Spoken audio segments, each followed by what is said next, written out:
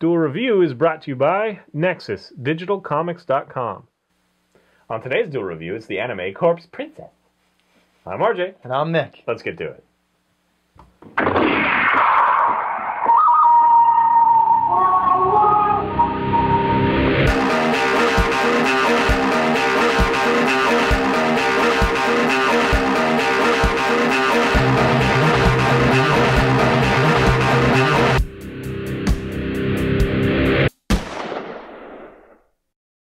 Welcome to Thursday, the 8th of March. We are doing the anime Corpse Princess. That's right. And besides the half-embarrassing name, Corpse Awesome, Princess Not So Awesome.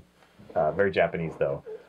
It's pretty solid anime. It's based off a manga. It was 2008 was the anime run. And it was Gainax and Feel, which I didn't know until I don't remember the logo or whatever, but it's literally Feel. The manga is produced by Square Enix. Anyway, I don't have a whole lot of experience with the manga, so we're just going to talk about the anime. It was one of those ones that showed up on YouTube, or Netflix, and it was like, oh, okay, I'll give it a shot. You know, she's dressed like a schoolgirl, and it just looks so typical. Yeah, I don't understand why they do that. And it really isn't about, she's not high school or anything like that, so it's whatever. Although she might have been it when she became a corpse. Anyway. I think it's interesting. It's about kind of this monk sect that deals with living corpses, you know, the undead. Shikabane is the name of it. Oh, good. I was going to ask you what the term was, and I'm glad you knew. Shikabane are the evil. I think kind of Bleach. Like, if you're familiar with Bleach, right. Think kind of that. You know, like the Hollows, you know, they roam around and they fester on their own thoughts. You know, basically, if you die with a regret strong enough, you will walk the earth as a living corpse, a Shikabane. So one of the first ones they fight are like children who want to play and they die before they're, you know, whatever. So they're so strongly, they want to, you know, they want to play. It's just a part of their life that they really, so they have enough of a obsession with that, right, that it brings them back to life. And then there are Shikabane Hibe, which are tasked with destroying the Shikabane. So they're corpses as well, but they're the good corpses, you know, kind of. Yeah, and they also don't transform like the regular Shikabane do like Hollows to kind of transform.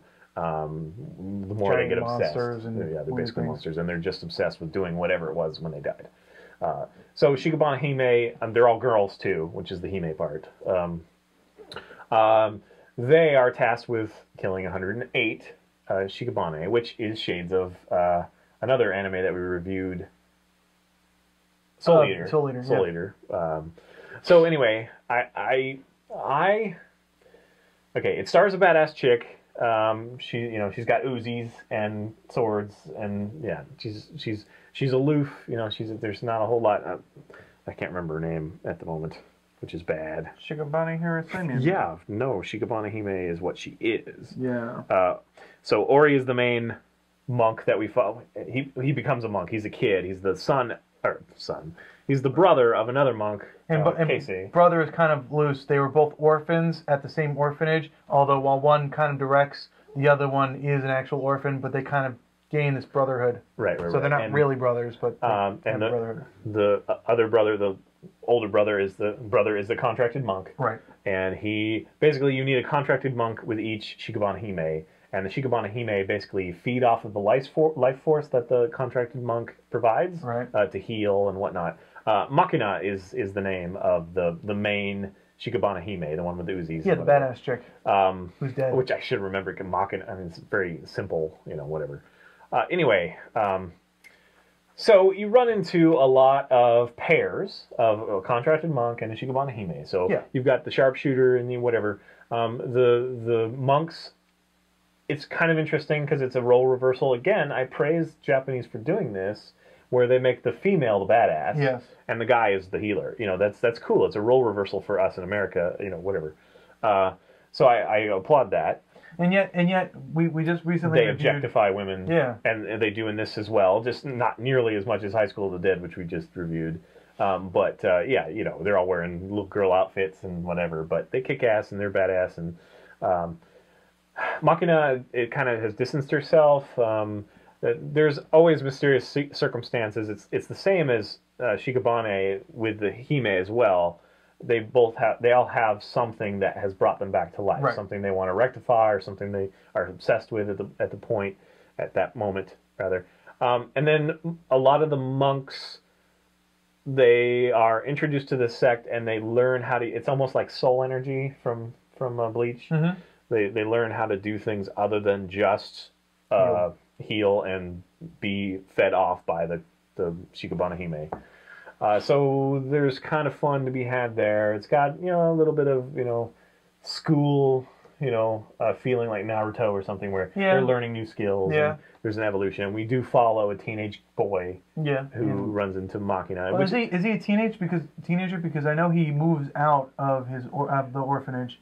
So doesn't he? I think he is technically a teen. Yeah, I mean 18, 19, but maybe. But he like looks young younger. Adult, a young adult. He looks younger. But anyway, so early on, Keisei, he's been hiding the truth of being a contracted monk from his brother and from everybody else, basically.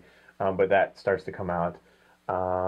So the serious drama portion of this is just trying to get Machina to kind of open up, the badass chick, to kind of get her to open up. And Keisei and Machina kind of have a love thing going on, possibly, but just like in Moribito Balsa, she's just strictly business right now. Right. 108 kills of Shikabane, and they're supposedly put in, released into heaven. I don't remember watching, but what happens if... Which there's some mystery around that, whether that's true or not.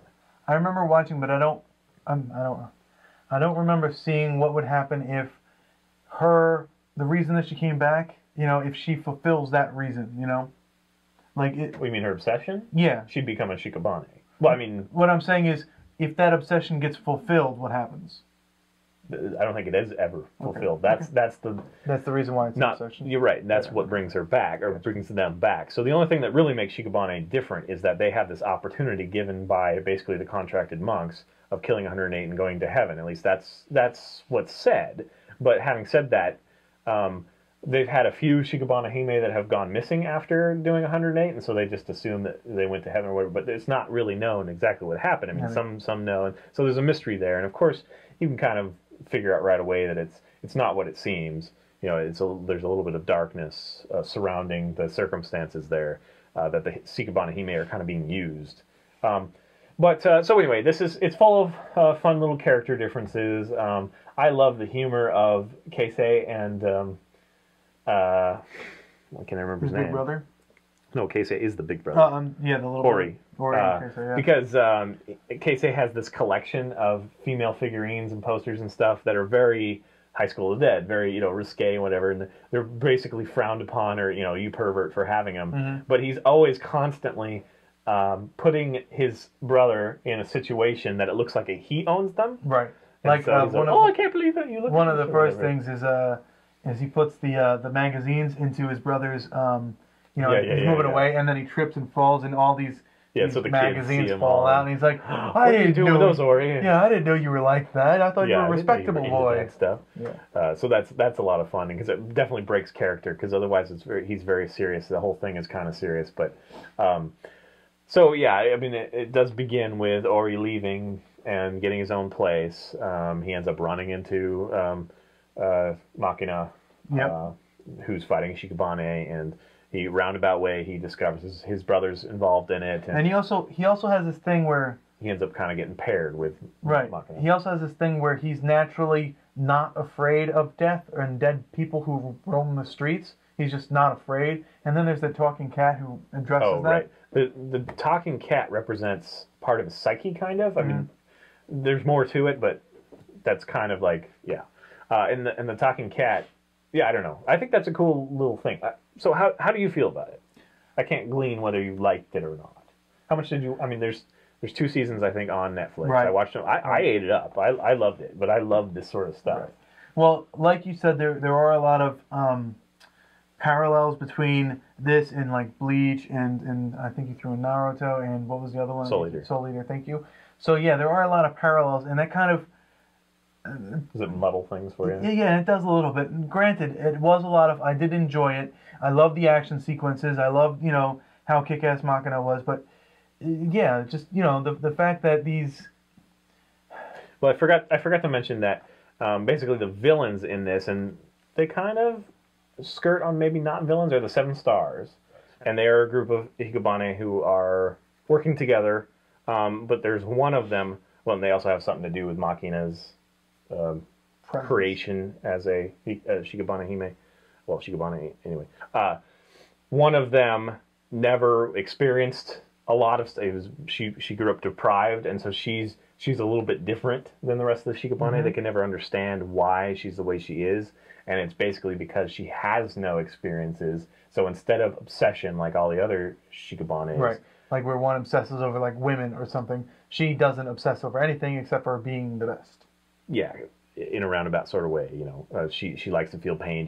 She discovers Makina and just automatically like, you are my rival, so I must kill you, you know, whatever. So I guess that absence of obsession makes her, I don't know, she doesn't feel, but I don't know, she's like obsessed with everything, you know, kind of thing. Right. I don't know. It's, I don't know, it's compelling when you watch it, but I can't explain it very well. I don't really know what else to say.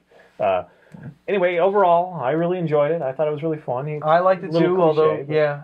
Where it just gets muddled, lost in the rest of the stuff. But, I really like it. I mean, I like it enough that I put it up here, you know, in our little thing. I think it's over Nick, yeah. All right. There it is. But yeah, it is fun. It is, the action sequences are great. Makina is a great character. So is Orin. I liked him. Ori. Ori. Why did I say Orin? Anyways. Because I was thinking, okay, never mind. So yeah, Ori is a great character. I do like him a lot, and I like the relationship between him and his brother. And I watched this the same time I watched Sekirei, and I brought up Sekirei like 3 or 4 times, but only on the peripheral, because it is another one of those ones where she just, like, her blouse explodes and she's naked for half the scene, you know, kind of thing. It's like ridiculous. It happens all the time. There's a very interesting thing there, and it's very similar, where there are these unique women that have unique abilities, but they need a bond with somebody, and usually a male. Actually, always a male, but I try to be a little bit more. It's always a male. They have a bond in order to survive, and they're all trying to fight to be the last one alive, you know, kind of thing.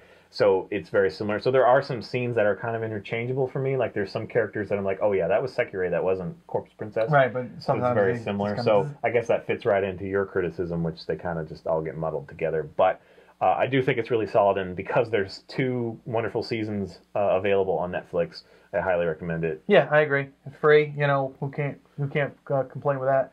I mean, who can complain with that? You know what I mean? Free. So yeah, I'd say Cheap check is it out. free.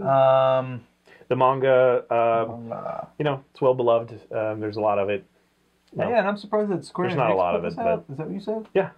That's crazy. Published, and I guess 16 volumes is what it says. I thought there was more than that, but yep. And that's it.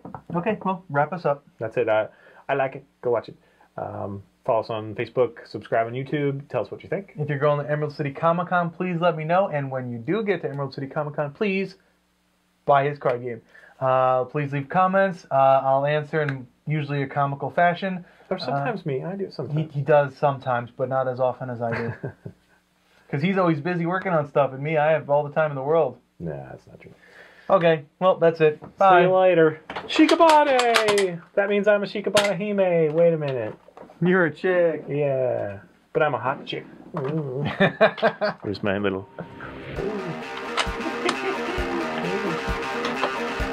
It doesn't fit very well. No, it does not. Coming up, we take a look at Green Lantern, the movie.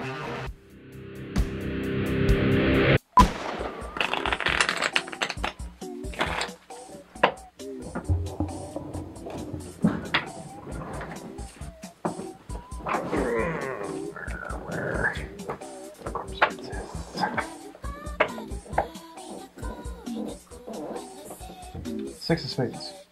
2 of hearts. 6 of clubs. King of diamonds. Yeah, you kind of gave it away there. Jack of hearts. Queen of diamonds. 3 of diamonds. Joker. 7 of clubs. 5 of clubs. 7 of hearts. Ace of diamonds. 9 of spades. Ace of clubs. Whatever. On today's Duel review, his energy is overflowing and mine is ebbing.